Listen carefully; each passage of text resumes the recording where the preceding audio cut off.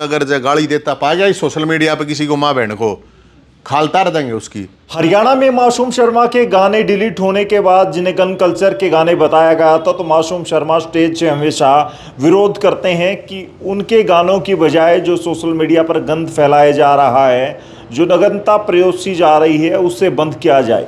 और ऐसे ही बादशाह समेत कई ऐसे गानों पर जब टीका टिप्पणी की गई और नोरा फतेही के गानों पर जैसे ही महिला आयोग से लेकर बहुत सारे लोगों ने अपने कमेंट दिए, तो फिलहाल नवीन जय हिंद बात रख रहे हैं इस मुद्दे पर कि सरकार को अब जागना होगा और जिस तरीके से समाज में ये फूहड़ता परोसी जा रही है, इसके खिलाफ कोई ना कोई बड़ा एक्ट लेकर के आना होगा।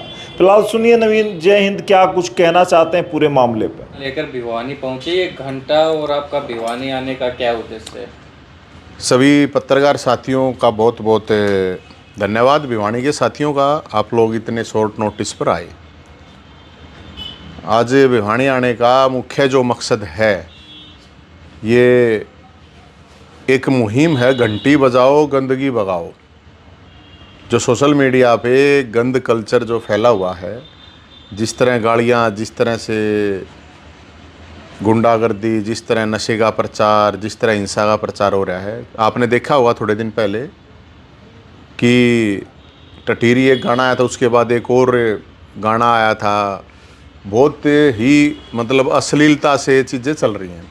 तो हमने सोचा मगा एक घंटी बजाने से भगवान भी जागते हैं, तो जाते हैं ना मंदिर में भी, घर में भी घंटी बजाते हैं मंदिर में अपने, तो मुख्यमंत्री साहब जाग जाएं, सरकार जाग जाए। तो हमारा इसमें घंटी बजाओ गंदगी भगाओ, सीएम और सरकार को जगाओ, ये मुहिम है। इसमें 70 27 822 822 नंबर है।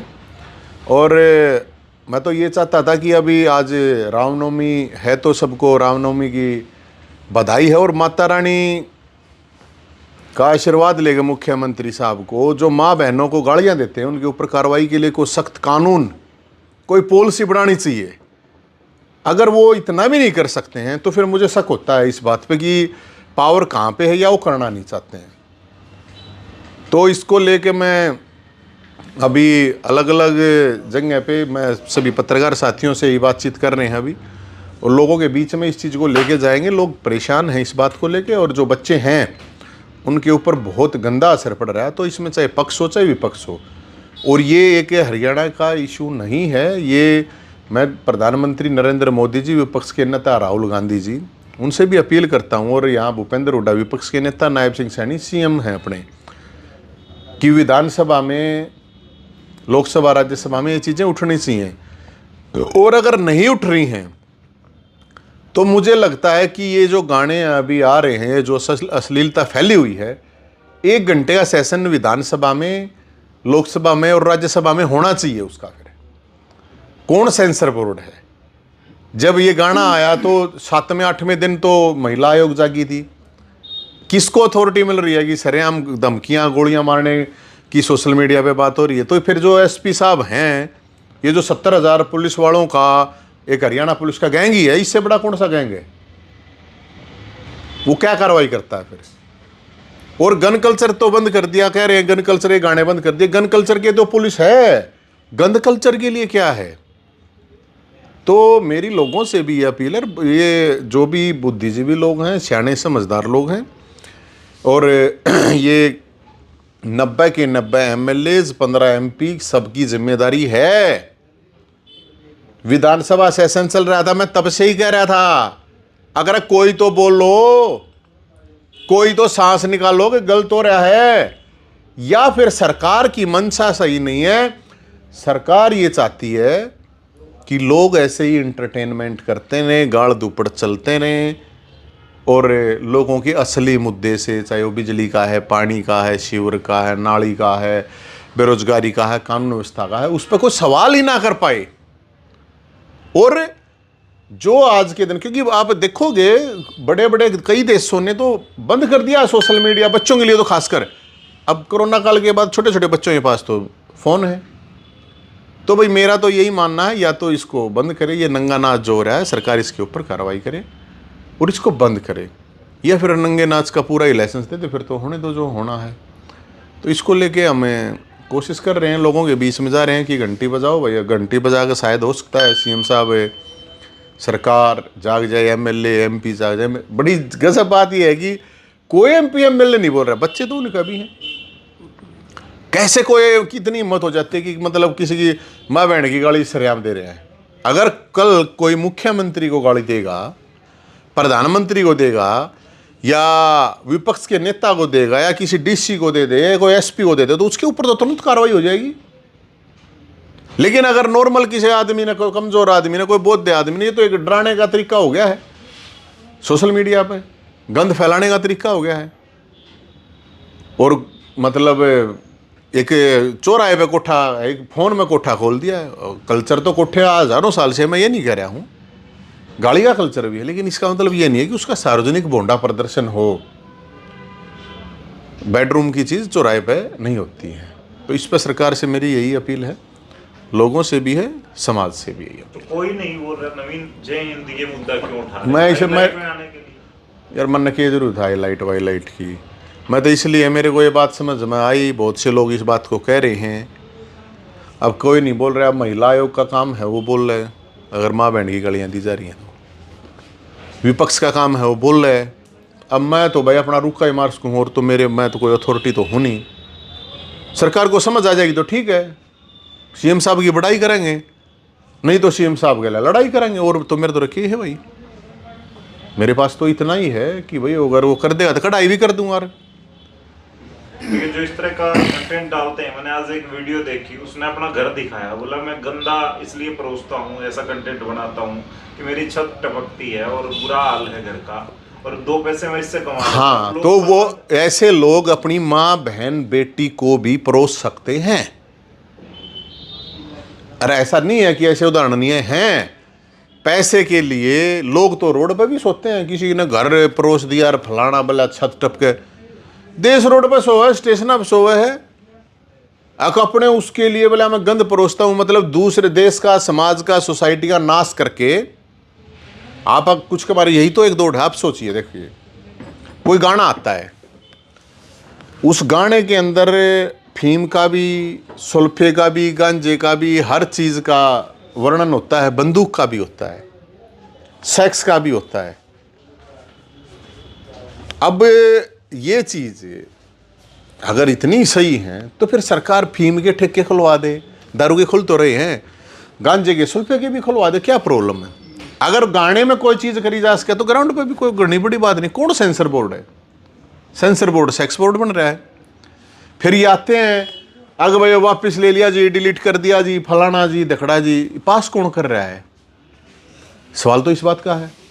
अब एक फिल्म आई बताओ, उसमें बताओ है मतलब गाड़ियों के अलावा तो गाड़ी के बिना भी बन सकती। तो ये एक दिमाग को, लोगों के दिमाग को इस तरह से किया जा रहा है कि बेटा अपने बाप के सामने गाली दे सके, बेटी अपनी माँ के सामने दे सके, भाई बाप के। मतलब कहने का मतलब ये है कि ये बहुत ही गंदा कल्चर है, और इस गंदे कल्चर के खिलाफ, इस गंदगी के खिलाफ सबको बोलना चाहिए, नहीं तो ये आप सब लोगों के बच्चों के लिए खतरनाक होने वाला है।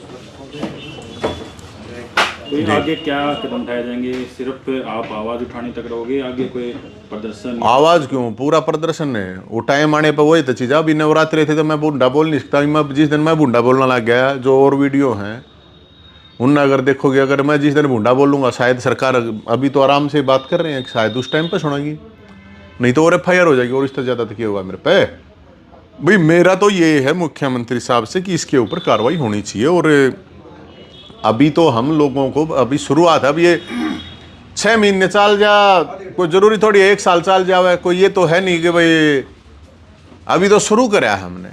और इस अभियान में, क्योंकि ये अभियान बड़ा खतरनाक है, बड़ा रिस्की है, मैं इसमें किसी को ये नहीं कह रहा कि अभी कोई शामिल हो जाओ, मैं और रुक के मान। क्योंकि देखो गन कल्चर वाले हैं, उनको खतरा है, तो वो गन कल्चर वाले भी पीछे लगे हैं। गंद वाले जो जिसे बता रहे हो ना कि आप बोला मेरी छात टपके ज़्यादा गंद फैलाऊँ, तो नरे गंद फैला के खाना लाग रहे तो हैं, कोई नशा फैला के। तो ये लड़ाई बहुत खतरनाक है कि आप नशे के खिलाफ भी खड़े हो, आप गंद के तीनों, ये तो कोकटेल है, ये तो बहुत खतरनाक। और कोई बोलना नहीं। आप सोचो अगर इतना आसान होता तो कोई ना कोई MLA MP नहीं बोलता? क्या सुनता नहीं उनने? वे देखते नहीं, कोई नहीं बोलता। सारे ठसा पिए बैठे हैं, सारे पी जाए चुपचाप। मतलब एक घर में बाप न्यारा देखने लग रहा है, बेटा न्यारा देख रहा, बेटी न्यारा देखने लग रही, माँ न्यारी देखने लग रही है ना, क्योंकि आप उन तक पहुंचाओगे।